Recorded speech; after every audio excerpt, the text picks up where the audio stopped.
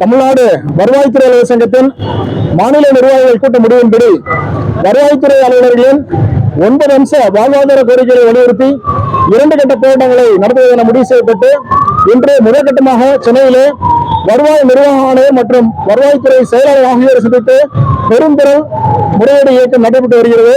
இந்த முறையீட்டு இயக்கத்தில் 38 மாவட்டத்தை சேர்ந்த 100க்கும் மேற்பட்ட நிர்வாகிகள் கலந்து கொண்டுள்ளனர். இதில் முக்கியமான கோரிக்கையாக வருவாய்த்துறை அலுவலர் பணி நெருக்கடி, இன்றைக்கு செயற்கையான பணி நெருக்கடி என்பது வருவாய்த்துறை திணிக்கப்படுகிறது. இதனால் வருவாய்த்துறை அலுவலர் கடுமையான மன உளைச்சல் ஆளாகியுள்ளனர். அதே போல 2000க்கும் மேற்பட்ட அலுவலக உதவியாளர் காலியிடங்கள் வேண்டுமென்ற 5 ஆண்டுகளாக காலியாக வைக்கப்பட்டுள்ளது. 2 முதலமைச்சர்கள் உத்தரவிட்ட பின்பாகவும் இந்த அதிகாரிகள் வேண்டுமென்றே இந்த தாமதம் செய்கின்றனர். உடனடியாக நிரப்ப வேண்டும். அதே போல பேரிடர் மேலாண்மை பிரிவில் கலைக்கப்பட்ட 97 பணியிடங்களை உடனடியாக வழங்க வேண்டும். இப்படியான 9 அம்ச கோரிக்கைகளை வலியுறுத்தி இந்த போராட்டம் நடைபெற்று வருகிறது. இதில் இந்த கோரிக்கை நிறைவேற்ற பட்சத்தில் வருகின்ற ஜூலை 3 தமிழகத்தில் உள்ள 14,000 வருவாய்த்துறை அலுவலர்களும் அலுவலக உதவி நிலையிலிருந்து வட்டாட்சியர் வரை 14 அலுவலர்களும் ஒட்டுமொத்தமாக விடுபடுத்து 24 மணி நேர காத்திருப்பு போராட்டம் மாவட்டத்தில் இரவு பகலாக தொடர்ச்சியாக காத்திருக்க முடிவு செய்துள்ளோம்.